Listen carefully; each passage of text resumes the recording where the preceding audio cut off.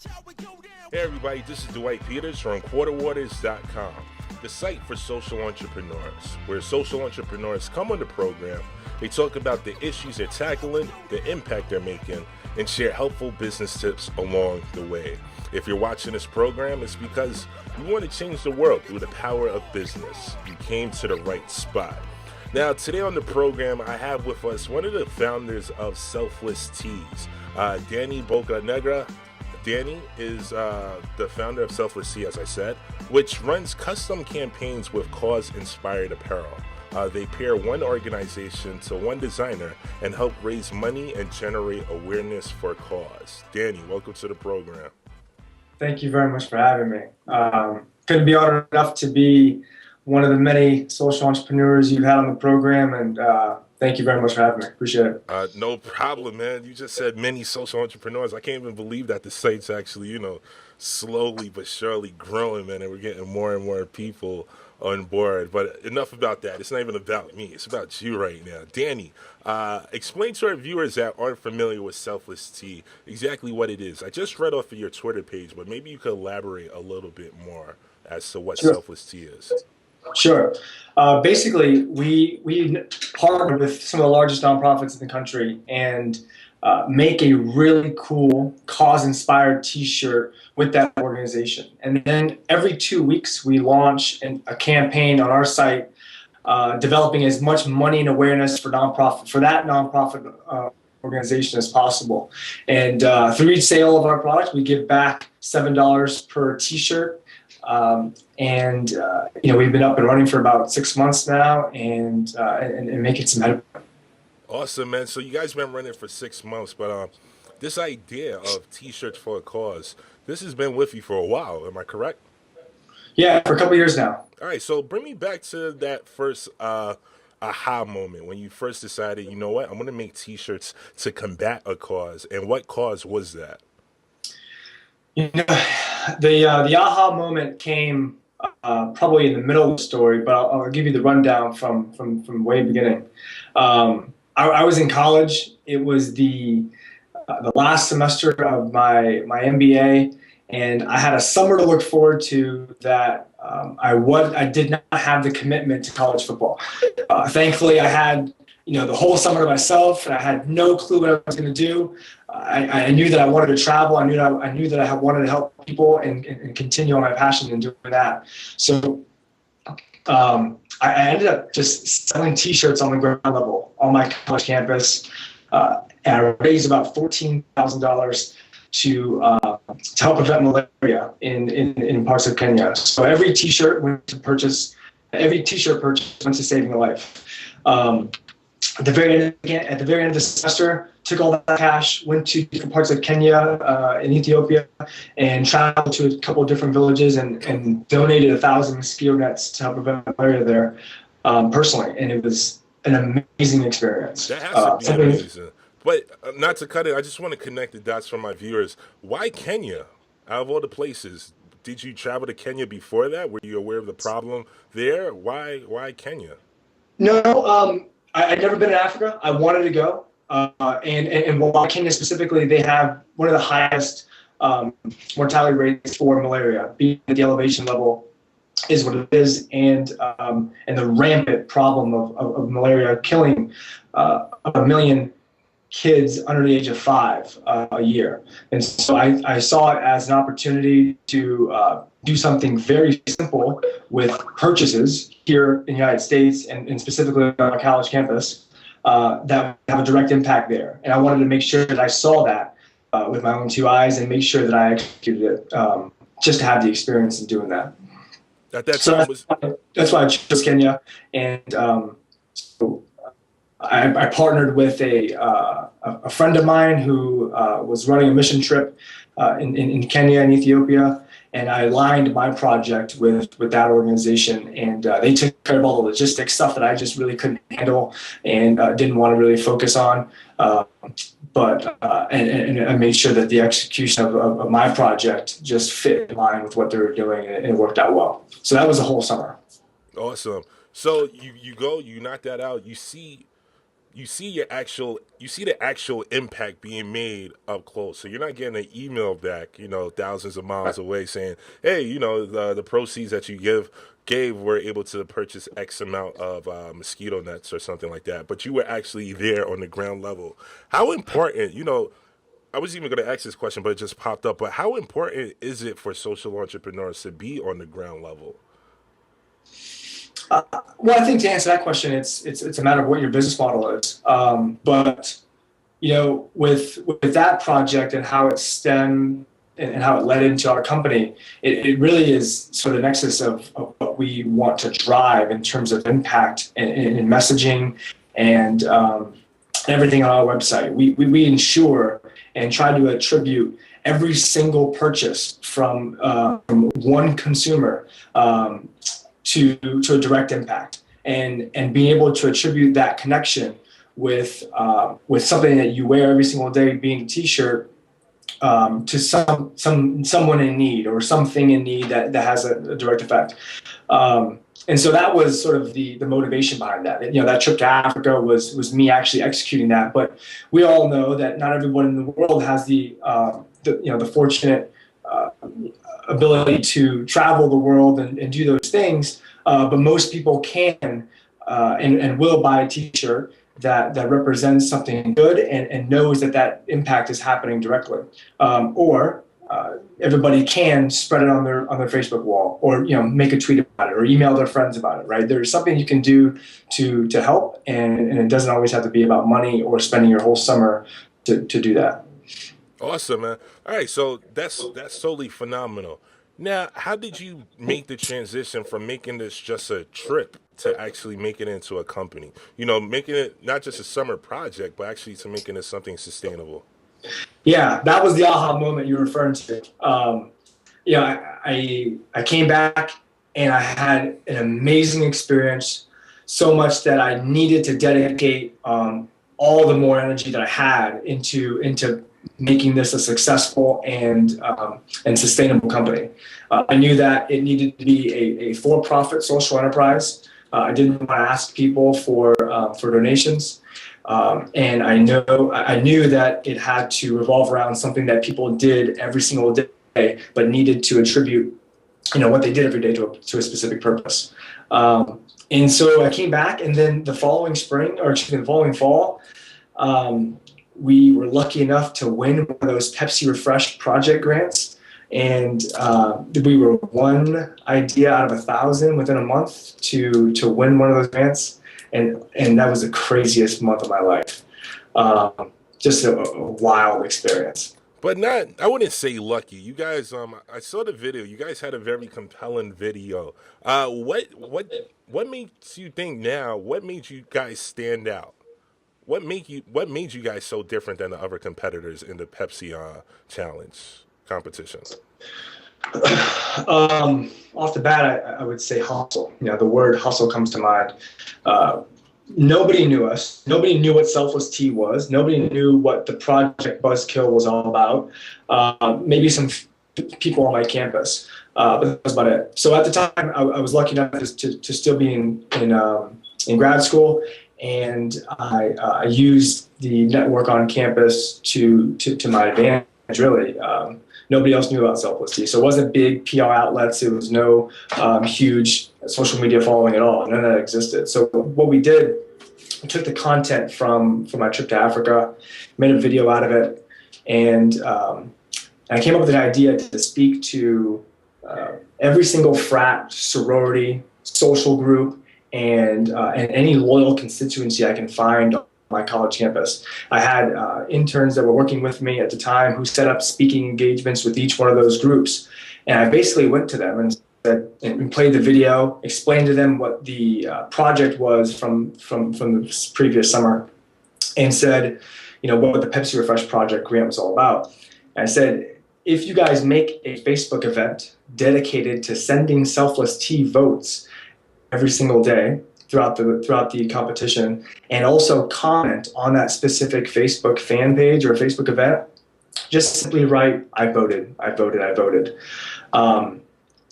And I said that to about 15, 20 different organizations, right? Yeah. And I said at the end of that, I said, if Selfless Tea wins at the very end of this month, I will give you, whichever organization that has the most comments below their Facebook event, $1,000 of my personal money. We essentially made a competition out of a competition, and then on selflesstee.com, when I say we, I mean my now business partner Josh Furness and I. He was involved from the very beginning. And we on selflesstee.com, we made an interactive little engagement, sort of a leaderboard, and had the top 10 of those student organizations, and we updated that every 2 days or so. So at the very beginning of the competition, 5 organizations, 10 organizations took hold of it and really were competing over this $1,000, which means a lot to a social group on one campus, right? Yeah, definitely. And by the end of the month, frats and sororities has spread it across their chapters across the country. Social groups like the Red Cross of XYZ universities spread it to the region and then across the country. And then individuals got on board also and did the same thing. By the end of the month, we had people from New York to California voting for Selfless Tea. And I think more importantly than the money, it was about what direct impact we were able to make on the project from the summer ahead of time. And that idea, or excuse me, that video, as well as the idea of what Selfless Tea could be, took hold in individuals and really hit them personally. So we ended up moving a spot a day the last 7 days to finally come in at the number 9 spot and win our seed capital to launch Selfless Tea. And it was a crazy, wild experience. And talk about trying to be prepared for social entrepreneurship or entrepreneurship in general. That month was a quick preview of what that was going to be like, or what my next 2 years are going to be like. Nah, man, that is phenomenal. That's genius. Like, who would have thought to make a competition out of a competition? What was that discussion? And you said that Josh been with you guys. You and Josh been together from day one. But like, bring me back to that exact time. Like, I know you guys had to have one-on-one meetings where you guys were sitting down strategizing. How did that idea come up of making a competition out of a competition actually happen? Those times were so fun because there was no money involved. There was no big decisions to make. The decisions we were making weren't going to be how is our UX or our conversion rate going to change, and how many people are going to be able to drive to this week's campaign. Like those decisions weren't being talked about. It was just about having fun and about winning. And about winning a competition, something that both Josh and I have been very, very accustomed to, being athletes all of our life and playing college football together. We saw this as another competition and another way to exude our competitive spirit, and it also happened to be for something that was going to change our worlds and change how the consumer behavior of individuals would progress through social good. Awesome, man. So you guys knocked out that. You guys get the grant money for this. How much was it again? It was 10,000, right? It was 50,000. It was 50,000. Correction. It was 50,000. Yeah. So you guys get that money. What happened next? How did you guys hit the ground running? I didn't hit the ground running, Dwight. I took a month off. I graduated. I graduated from my MBA. I probably took a week's trip and did nothing with over email or social media.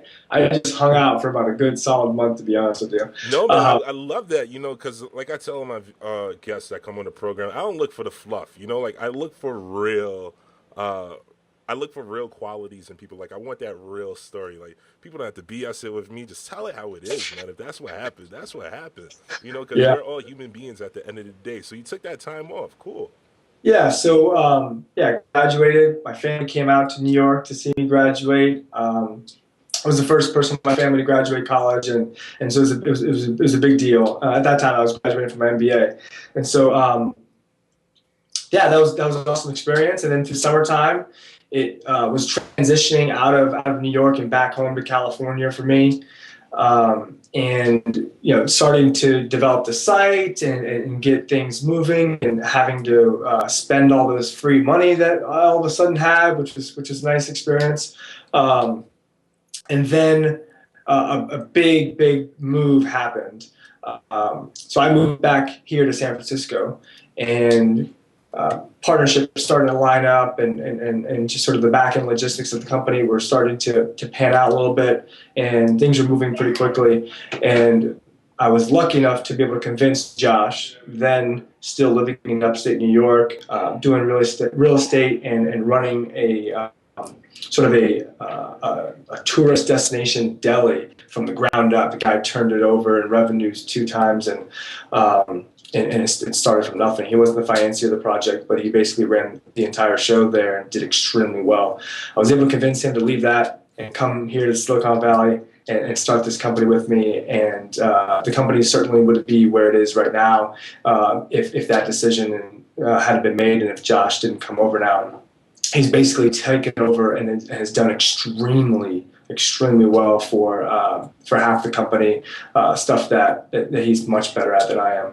And so we're here for that reason, and it's been great. So that was the big moment for him. He's been out here now, I want to say it's almost 10 months, and things have been moving since. So we're at a really good spot. Awesome, man. So let's talk a little bit about the impact that you guys are creating. Obviously, you guys sell T-shirts, and portions of that goes into that. Matter of fact, before I even jump into this question, let's talk about your business structure a little bit. So has your business plan changed accordingly? Has the business plan changed? Well, accordingly. There's nothing that, well, to answer your question, I started, right before Josh came on board. I started developing a much different platform than what it is today. Yeah. We were going to basically go down a route where you've heard of Threadless, obviously. Yes. We were going to go down a route where individuals would be submitting their designs, people would be voting on their designs, and then spitting out one product, and then we would host and sell that product for profit and attribute a percentage of the proceeds to a nonprofit partner. I came back here, and conversations with other companies and people, I was asking questions and doing a lot of research. Josh came on board when we were in the middle of restructuring sort of the platform and how it was going to be presented to a user and an eventual customer. And we settled on this idea. Much different presentation, same mission, same values, just different UX and different model. It turned out to be the best decision that we made, for sure. Awesome, man. Yeah, that's what I wanted to get to. And that just goes to show how ideas will gradually grow and change. It might start out one way, but, if you take that feedback that you get from other influential people, your idea can change and can grow into something strong. So let's talk a little bit about the impact that you guys are making. How do you guys gauge impact? Sure. We gauge impact in 2 ways. Basically, through a direct purchase and through the success of the campaign. So our attempt with nonprofit organizations is to understand them so well that we can basically attribute the $7 to a very specific impact. At different points through our company, we've had 3 T-shirts provide water for a lifetime for an individual. We've had the T-shirt purchase of one organization lead to them being able to execute on their photography strategy. So to give a kid a camera in order to have that kid document his life and then bring back those photos to sell at different events at in New York City where they're located, and send that cash back to that organization. Okay. So we've provided the funds for that camera so that individual can really express themselves in a way that's real, if you will. And in other ways. So the success of the campaign really is how we gauge impact also. So we consider every purchase and every share on our platform through social media to be a selfless act. And on the back end right now, we've been counting and understanding the metrics based on how many selfless acts individuals are committing every day through our platform in our company. Now, I like that selfless acts and how it ties in. Yeah.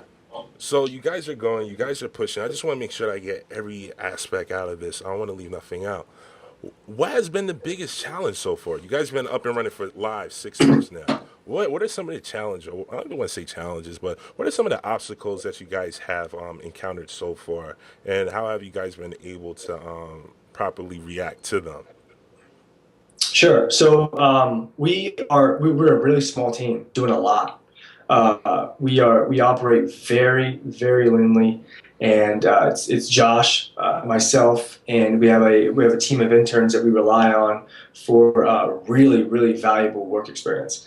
And so the challenges have been really been about how to define and understand how we're best going to utilize our time and money to different decisions that we make. So right now we're in the middle of building. We're always kind of coming up with ideas and building on our next iteration for our site. And so having to execute on the daily functions of what we do with building relationships with nonprofit organizations, Josh handling all the printing, fulfillment, and all the logistics of our designs and our website, all that stuff. And then you add on a different layer of having to develop essentially a new site. Things can get pretty time intensive, and that mixed in with our daily lives and trying to sleep sometimes it can get quite tough. Yeah. Awesome, man. Awesome. So, whatever advice would you share? Matter of fact, before I even jump into that, what has been your biggest campaign so far on the site? So there's two. One right after the Vermont flood happened in the Northeast. Yeah. Organization popped up called I Am Vermont Strong, and this directly helps victims of the flood there that happened about 5 months ago, and from Hurricane Irene, and also the food bank there. So we've been able to raise about $20,000 for that, 22 I think now, with that nonprofit, and it's been amazing. So they've actually have been able to run multiple campaigns with us over the course of a few months, and have raised about $22,000. In other 2-week campaigns, we've worked with an organization called 100 Cameras that has raised about $2,500, $2,600. And they're actually pretty interesting. They're a group of awesome girls who run this organization, and they're coming to San Francisco at the end of this month. And we're actually going to throw a big fundraiser for them, and sort of a launch coming out party for Selfless Tea, and a fundraiser for that nonprofit too. So it'd be a lot of fun. Yeah, man, that's awesome. So, Danny, what other advice would you share with social entrepreneurs that want to get started, that want to make an impact? Looking back now, is there anything that you would have done different? Just share your insights on that. I'm not sure that there's anything I would have done differently. There's probably things I would have done more, and I continue to do today and be mindful of. And those are asking as many questions as possible. Asking the right questions, asking the right questions to the right people, having a sense of humbleness to yourself in order to move forward and not feel as though you're the only one doing something in the world. There are other people who have tried and failed and have much more wisdom than I have and experience doing the things that I'm trying to do. It'd be foolish and dumb of me not to ask those people and not to learn from them, because they're also willing to help. So I would continue and tell every future social entrepreneur out there that they need to ask the right questions to the right people and have a sense of humbleness to move forward, because otherwise it'll just be that guy who's egotistical and thinks he knows it all, and you will eventually fail, because I think those people just don't know how to work within a team and utilize the skills of people around them properly. Awesome, man. Danny, am I leaving anything out? Are you leaving anything out? I don't think so. I think we've hit a lot of it. You got the story of how Selfless Tees started, which I think is important. Where we are now, where we're moving in the future, and I really want to thank you for having me on the show and letting me talk to your viewers about Selfless Tees. Nah, man, it was great having you on the program, man. What you guys are doing, once again, is awesome. I had to get you guys on the program to share the impact that you guys are making and the advice that you gave. So, Danny, man, from Selfless Tees, thanks for coming on the program. Appreciate it. Thanks, Dwight. Take care.